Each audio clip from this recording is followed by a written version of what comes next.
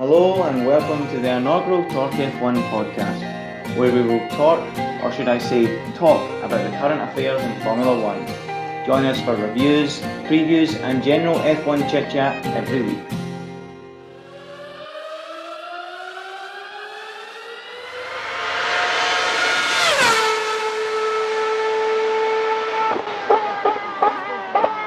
Myself, Andy, Jonny, Hello, and Phil Yo.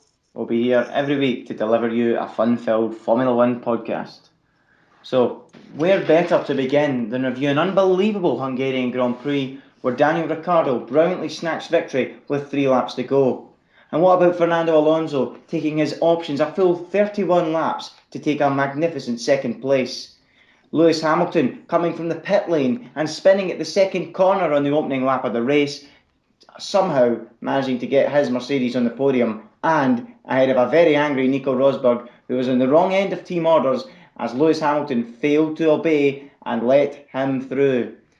Rounding out the top 10 was Felipe Massa in 5th, a best result of the season for Kimi Räikkönen in 6th, 7th place for Sebastian Vettel having spun during the Grand Prix, 8th for Valtteri Bottas despite starting 3rd, and 9th for Jean-Eric Vergne, putting himself right in the driver market window at a crucial time.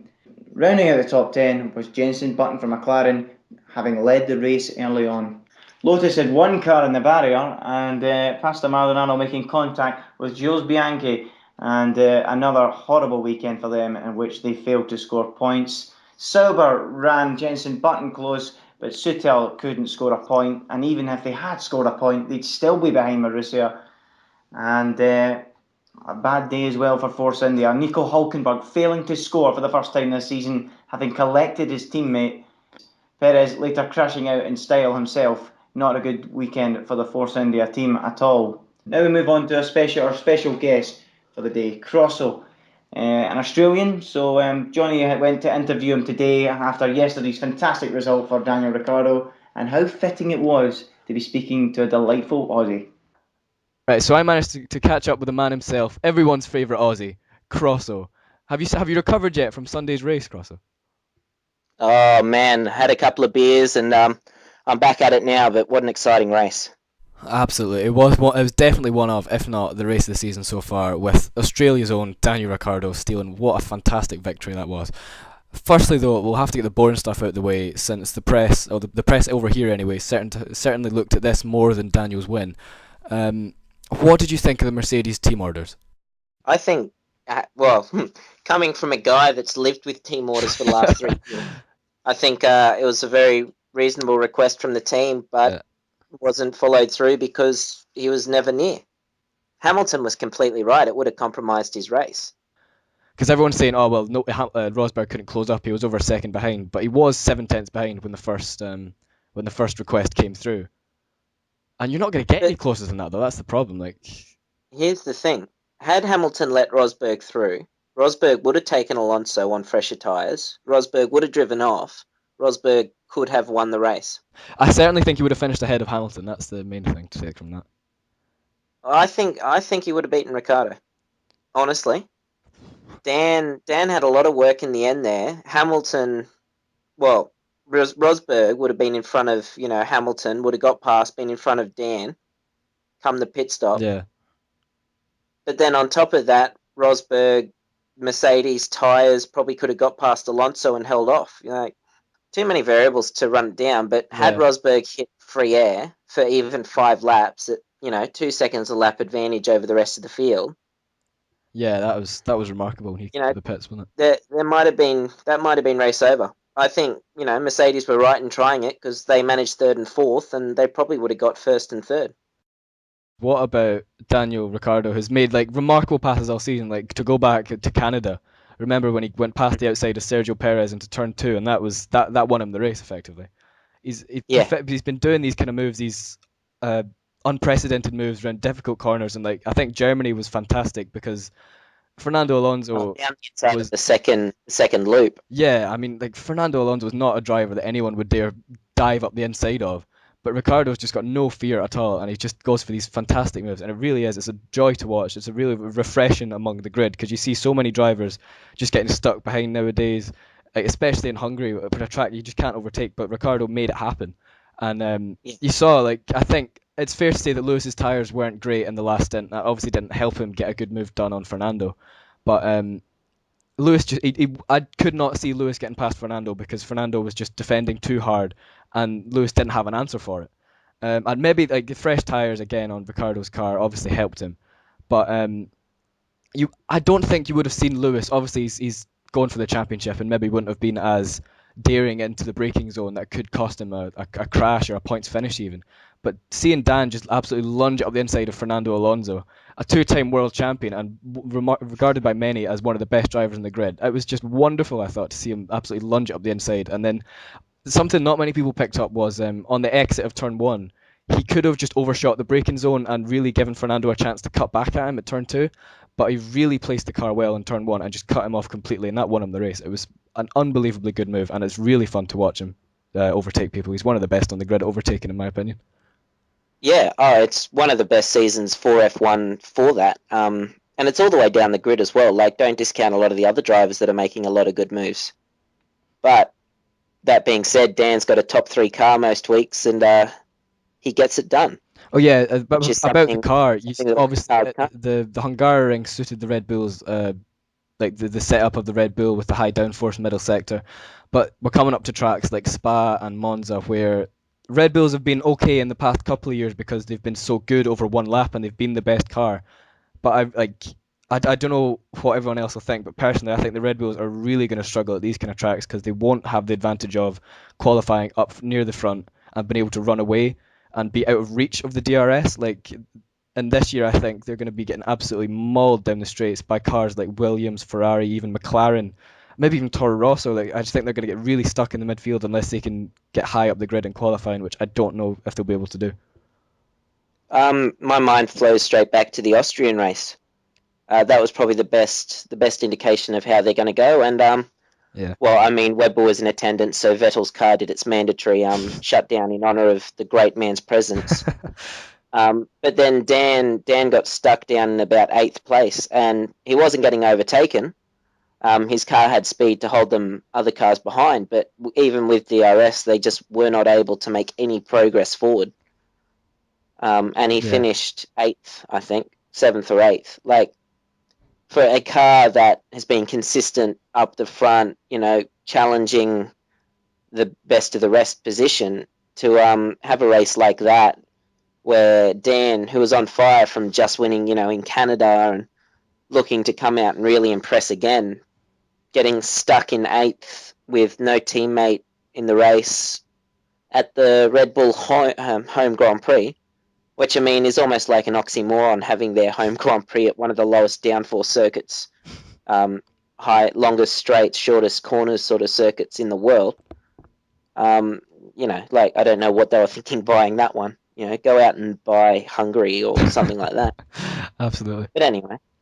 Lastly, was, as an Australian, just as your own opinion, would you say that this race was kind of more important and more sweeter for Dan than the Canadian Grand Prix, where he took the win off of Rosberg with 3 laps to go as well?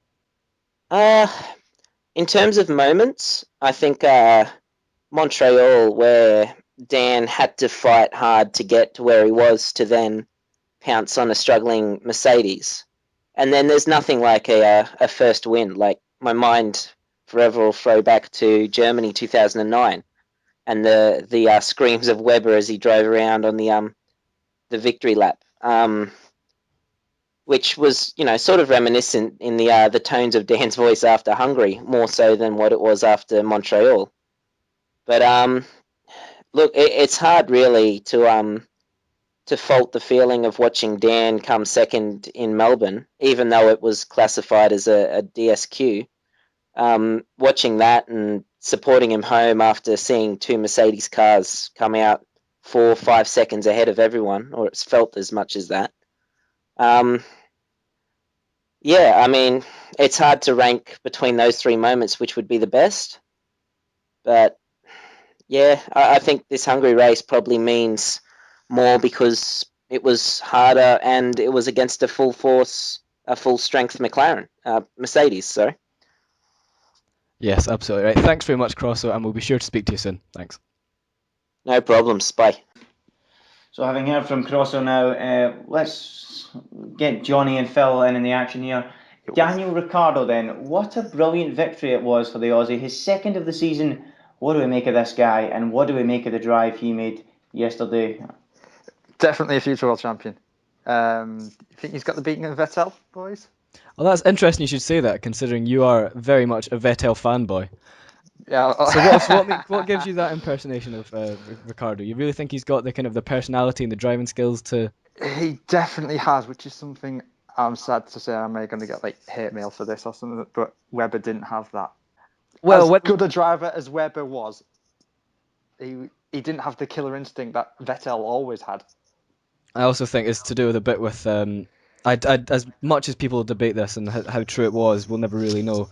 But I always thought that Red Bull did always have a favouring towards Sebastian because he was the quicker driver. That is, it's fair enough to say that he was always a better qualifier, and it just small things that happened, very similar to the way we're seeing with Lewis and Mercedes this year with car failures and stuff. Everyone's saying, "Oh, it's a conspiracy theory." Conspiracy theory. But, I'll get back to that. Yeah, but I do think that Ricciardo.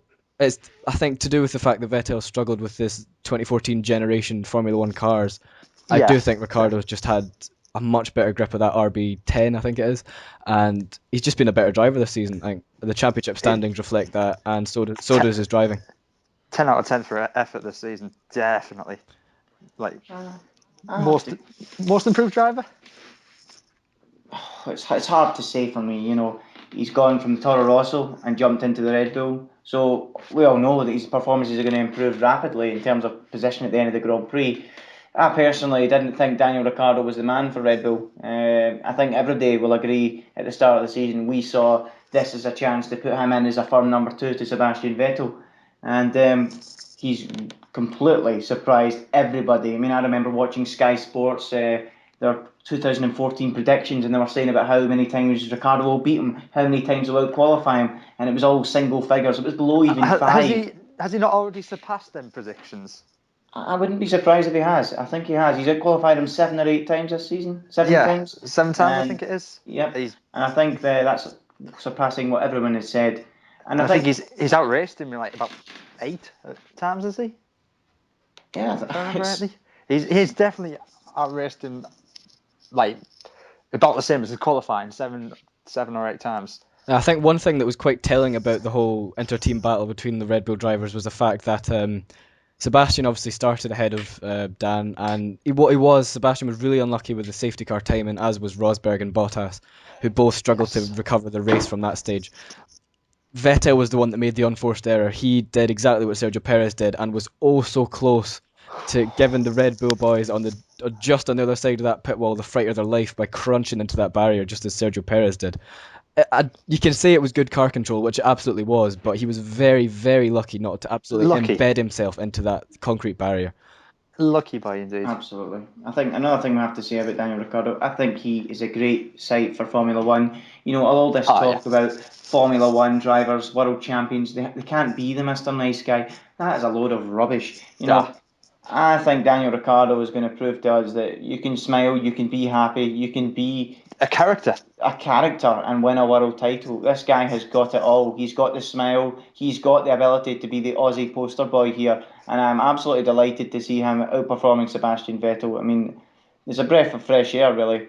You know, Sebastian Vettel totally dominating everybody. All this talk. I mean, Alonso said it last year himself. We'll just see how good a driver Sebastian Vettel is when he's not in a good car. Vettel, I have to say, he's a 4-time world champion. He's still up there with one of the true greats on the grid at the moment. But he's really got to raise his game here, because the excuse that he's not used to these new cars is not good enough for a 4-time world champion. Yeah, kind of agree. Although I think most people would say if you put him in a 1-lap qualifying situation, he would generally pull it out of the bag. He's starting to get the grips of this car though now. Like if you see in qualifying times and practice times, him and Ricciardo are always like nailed on close to each other in general respect now, so it's kind of evening itself out now. But just as you say, Andy, if we could switch this slightly to Fernando talking about Vettel, can we have a moment of admiration for Fernando Alonso? I mean, what a stunning drive that was to take options 31 laps from almost half distance when the Williams cars couldn't even get over 25 laps out of their medium compound, the harder compound tyre, and Alonso dragged 31 laps out of that one set of options. You could see how bad it was, and like other drivers, I'd say about 15 of those drivers in the grid that weren't Fernando would not have been able to drag that car home without putting it in a barrier somewhere. But Fernando, It's like was he went just, from a racer to a ballerina, isn't it? every time we saw those cars come flying around the last corner, Alonso was squirming on the exit of that last curb, as Vettel did and put it in the wall, and almost put it in the wall, sorry, and Perez did and put it in the wall. But Fernando just showed no fear, and he's just, oh, what a driver he is. He's wily though as well. He knows the tyres are going off, but he also knows that the only way that Hamilton, who was suffering from tyres as well, could get past him was DRS on the straight. So he just had to pull out enough of a gap on that straight. He knows where to use like power in the right place, or when it was curves. He knows like when to use the curves at the right point. So he's very clever, and that's what makes him one of the top drivers like in Formula One today. For me, Fernando Alonso was the driver of the day yesterday. I know we're meant to be saying at the end of this podcast what we think, but I think he deserves a mention as early as now. Fernando Alonso has driven that car beyond belief, beyond the point. It doesn't finish in the podiums. It's not that good. Kimi Raikkonen is a world champion himself. 6th place is the best he's managed this season. Okay, Kimi is underdriving the car a bit, it has to be said, but Alonso, once again this season, seems to be able to drive everything and anything to that podium. It's unbelievable from Fernando Alonso. And despite the fact we all love Daniel Ricciardo and seeing him win and seeing his smile, I really think and really wanted Fernando Alonso to win that race. That's really what I'd like to have seen. Do you guys agree with that? Absolutely. No, I'm not an Alonso fan as much as I admire his driving skill. I'm a Red Bull fan. Sorry. I'm a Red Bull fan. Also, I'm going to give Kimi Raikkonen some credit. 6th place from where he started is a very good result in that car again. So he did. It was his best drive of the season. It was a good effort by him. Okay. Let's move on to Lewis Hamilton then. I mean, we've got so many things to discuss about him from the last couple of races, but the bad luck he's had. Here we go. What do we think? What do we think of his drive? First of all, yesterday, do we think that Nico Rosberg could have done the same thing? Do we think any driver in that Mercedes car could have done the same thing? Is that why we're saying Alonso was driver of the day? What do we think? Well, personally, I think that Hamilton did have a better drive yesterday than Nico did. You saw Nico get stuck behind drivers such as John-Eric Verne, and then as soon as Lewis got up to them, he was kind of straight on the pounce into turn one, getting position. So I do think he did have a better drive. And obviously, you can say this and that about the car, but Lewis he's a great driver. He took a car from the pit lane to the podium. Not many could do that, even in that Mercedes. I don't think many people could do that. But yeah, obviously the car makes it easier here and there. But I do think Rosberg struggled yesterday. I think once he wasn't out in the lead, he's very good at maintaining a lead in the same way that Vettel was in 2011, even the latter stages of 2010 and 2012 as well, where he gets out in the lead and he's very consistent. He makes very few mistakes. But when he's back in the pack, especially with a car that wasn't breezing past others on the straight, you can see that he is still an average driver in some respects and not quite on the same level as Lewis, I don't think. Do you not think Lewis doesn't help himself though? You know, he's phenomenally quick. We know this, but he makes mistakes, and his demeanor when he's like in front of the camera, when he's interviewing people, it's disliking. Well, to me it is anyway. You know, he seems to moan a lot more, which brings everything down. I don't. If he was, let's say, if he had Ricciardo's attitude, would he be a better driver? Positive mental attitude. Do you not think? Absolutely. I think that's one of Lewis Hamilton's weaknesses. He always beats himself up too much. I think everybody says that about him. I think Eddie Jordan's very critical about that. Nicky Lauda as well does his best to, try and get some confidence into him, try and give him some belief. Because, even again, it wasn't so bad in Hungary. I think it's Nicky Lauda seems to be working with him. Because, I think Lewis Hamilton learnt a lot at the British Grand Prix. And how he had such a dismal qualifying, and he was gutted, he was down, he was out. He felt Rosberg was going to race away his home race. He'd made this major mistake, and 24 hours later, he was in the top step, and he'd slashed the gap in the championship. So I think Lewis is definitely learning a bit better now, a bit more. But at times, yeah, his mind does get the better of him, Phil. I have to totally agree. He needs to be a little bit more open-minded, a little bit more calmer, and it would make him a better driver. But going back to what Johnny said about Lewis coming through from the pit lane, yeah, absolutely. He's up there. He's one of the greats in the sport. I mean, you just have to look at Sebastian Vettel in 2012 in Abu Dhabi and in Brazil. Obviously, Abu Dhabi from the pit lane, Brazil from a spin on the opening lap. I mean, this is the sign of a champion. Lewis Hamilton is a world champion. Is that a major sign to show us that he will be champion again this year? I suppose we will have to wait and see. Abu double, yeah, bring that on. Conspiracy theory. I'm going to throw this one at you boys. So, as you may well know, Hamilton's had, 4 mechanical failures or something like that? Yep. In total with qualifying race, etc. And people say, oh, it's Mercedes, German car, German team, yada, yada, yada, yada. I do not for one instance think that they would do that to sabotage Lewis's car. Well, to think about it basically, first of all, about the cost of the sport. To set fire to a multi-million-pound chassis is not something that would cross the mind of any Mercedes personnel. Basically, if people are thinking that, you might as well charge Mercedes for attempted murder. You know, but I'm going to throw this one at you as well. Pastor Maldonado, now bear with me, I know we've got issues with this lad, but how many mechanical failures has he had this season compared to even his teammate Romain Grosjean?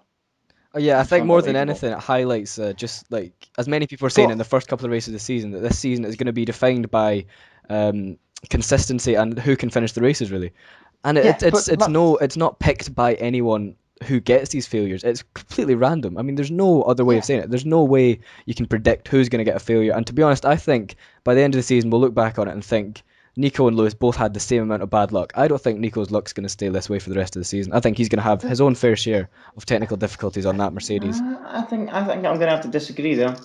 I think I have to disagree with the fair share thing. I think it just happens. We'll have to wait and see what happens. Yes, I do think that the old saying goes, Rosberg's due a retirement. Rosberg's due this. Rosberg's due that. But it doesn't always happen. And at the end of the day, you just have to look at Vettel last year and Webber last year. In the recent years, look what happened. It was always Vettel that was going round in circles, carrying on. Well, Webber was in fire, or Webber was getting smashed into, or in 2000, and then you look at this year, and it's completely changed. And wasn't 2011 or 2010? Vettel had like 4 retirements or something. He had lots of bad luck at the beginning of the season. He just dug away at it and won the championship. Yeah. And people saying, "Oh, Rosberg's due some bad luck." Sorry, to win a world championship, you actually need some good luck.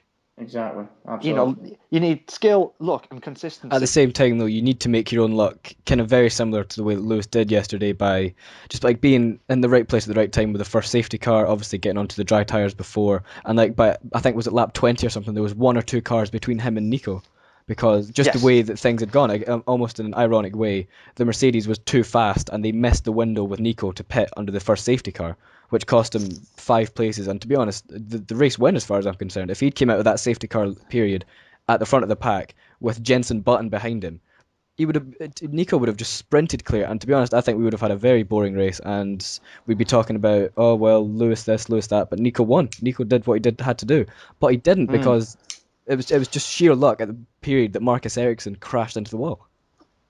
Yeah, that was a bad smash as well. But you mentioned Jenson Button there. I like the idea of going on Inters, and then Romain Grosjean, I do believe, cost McLaren half a chance. I'm not going to say it was like a golden opportunity where they'd sprint away in Inters and get a pit stop out of it, but had the safety car come in, was it 3 laps when it was due to?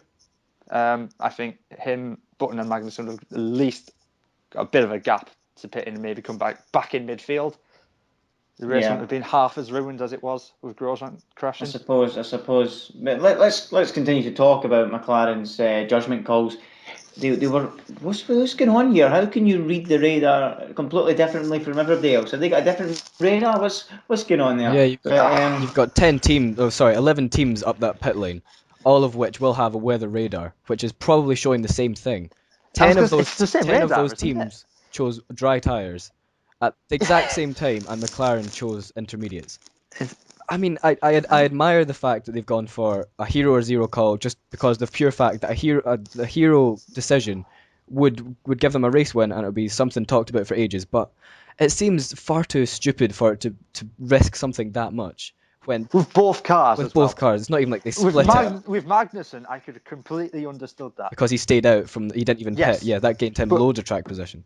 With Button, you're pitting him with the rest of the field. Go with them. He would have had Yeah. a net second there at least.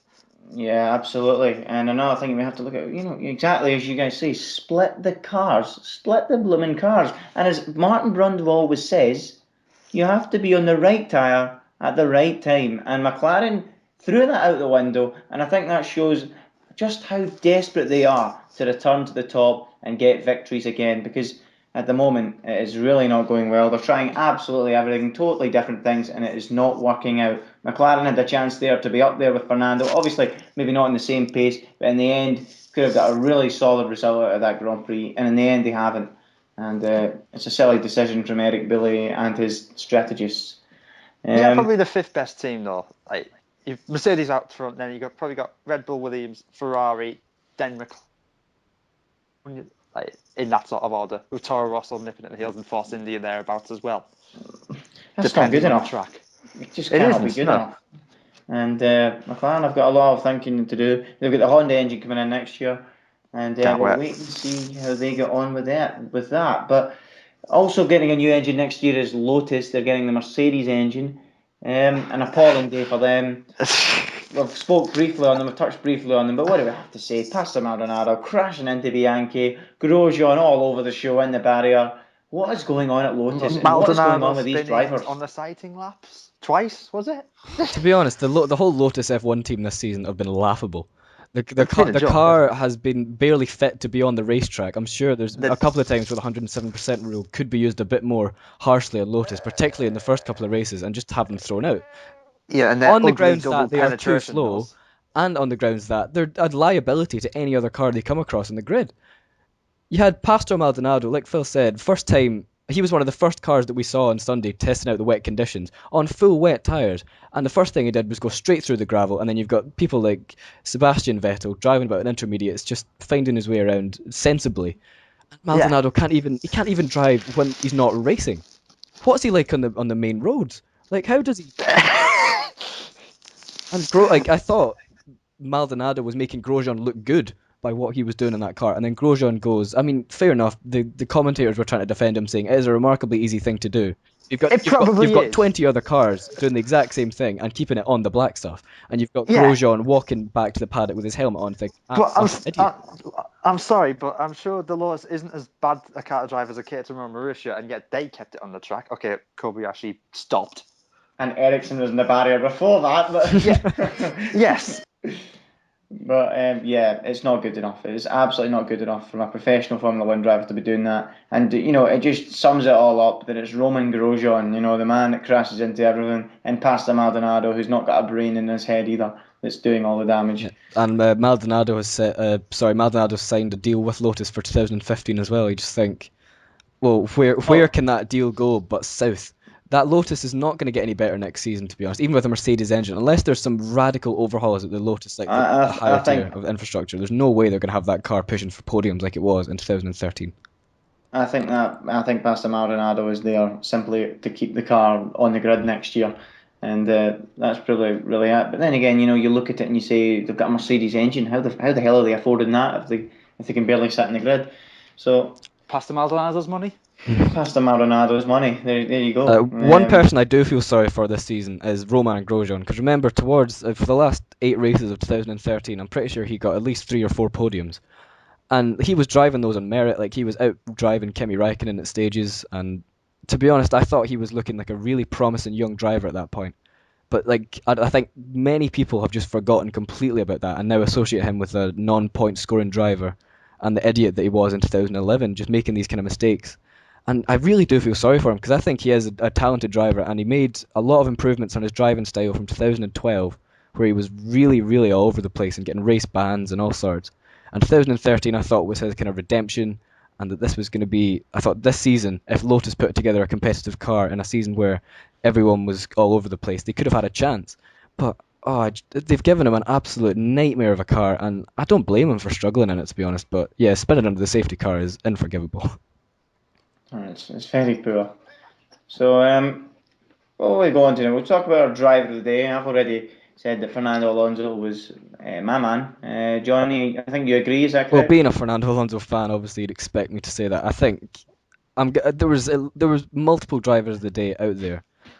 I think, to be honest, you have to give it to Fernando purely because he managed an unthinkable achievement on that last set of option tyres. Daniel Ricciardo, obviously, if he had fought from the position that Sebastian was in the sense that he had to do another lap on the inters under the first safety car, I would have given it to Ricciardo for that. But because he got very lucky with that first safety car and inheriting the lead, it did put him in the best position to win that race. He did very well with his overtakes in the last stint, but I think he was very lucky with that first safety car, to say the least. Hamilton, he had very good drive, but I think just Fernando surpassed it, and what a drive that was. Yeah. Phil? Yeah, Fernando in that Ferrari making it almost like 3 laps from victory. Tips it as driver of the day. Ricciardo is a close second. Because he was actually in control of that race when Mercedes were messing about with each other. He had like a 15-second gap at one point, but Alonso just edges it. Absolutely. I think also, if I was to give a shout out to another driver, I think Johnny Rick-Verne did a brilliant job. Yeah. Put himself right in the shop window. We know he's good in those damp conditions, and he showed it again this weekend. And the way he Toro held Rosso off. finished. In fact, they both did, which is a rare sight this year. So what about our moment of the race? I mean, there's so many moments to talk about. You've got Ericsson in the barrier, you've got Perez in the barrier, Vettel making my heart jump by nearly getting in the barrier. We've got so many things. The last 10 lap fight. Oh my God, it goes on and on and on. So, Johnny, your moment of the race, please. Like you said, there's enough moments in this race to combine the last 4 races to choose from. It's just been that. It was such an action-packed race. But I think if I had to pick one, it would probably be Ricciardo's lunge up the inside of Fernando into turn 1 on lap 68, I think it was, to take the lead. It was an incredible overtake and rounded off a fantastic drive for him. Yeah, I have to say the last 10 laps in general. I have to use it generally because I thought it was a great spectacle. It was bums on the edge of seats. It really showed what Formula One was all about. It was absolutely fantastic. 3 different strategies, all going for victory. 3 different cars, 3 different manufacturers. Absolutely brilliant to see. And in the end, it was the Aussie that triumphed. Well done to him, and it was good to hear Crosso joining us as well. Phil, your moment of the race? I'm going to throw something different out. The Mercedes team radio, and when Hamilton got told to let Nico through, and he said, "Well, I'll wait till he catches me up." Then I was spot on with Hamilton on that. I'm fully behind him on that. He was a second behind all the time. So I thought Hamilton's decision to not follow team orders was right for the driver's point of view. Yeah, absolutely. I absolutely agree, and I'm sure you do as well, Johnny.